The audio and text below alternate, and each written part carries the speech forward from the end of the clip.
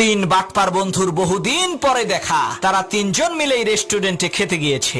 একজন রেস্টুরেন্টে ঢুকেই ওয়াশরুমে চলে গেল, বাকি দুইজন বসে আলাপ করছে। প্রথম বন্ধু বলল, দোস্ত তোমার বাচ্চা কাচ্চা কয়জন? দ্বিতীয় বন্ধু বলল, দোস্ত আমার একটাই ছেলে, সে আমার মতোই বুদ্ধিমান, দামি একটি গাড়ি গিফট করে বিরাট বড় লোকের এক মেয়েরে পটাইছে, কোনো মতে বিয়েটা হয়ে গেলেই মেয়ের বাবার সমস্ত সম্পত্তি আমার। তখন প্রথম বন্ধু বলল, দোস্ত আমার ছেলেরও তো একই অবস্থা, সেও বিশাল বড় লোকের একমাত্র মেয়েরে পটাইছে, মেয়েটিকে ইমপ্রেস করার জন্য একটা ফ্ল্যাটও গিফট করছে, ভালোই ভালোই বিয়েটা হয়ে গেলে মেয়ের বাবার সমস্ত সম্পত্তি আমার। এরই মধ্যে তৃতীয় বন্ধু ওয়াশরুম থেকে চলে আসলো। দুই বন্ধু মিলে তাকে জিজ্ঞেস করলো, দোস্ত তোমার ছেলে মেয়ে কয়জন? তখন তৃতীয় বন্ধু বলল, দোস্ত আমার একটাই মেয়ে, সে আমার মতোই ধান্দাবাজ, দুই পোলারে নাকে দড়ি দিয়ে ঘোরাইতেছে, একজনে দিছে গাড়ি আর একজনে দিছে বাড়ি, সামনে আরো কিছু আদায় করার প্ল্যান আছে।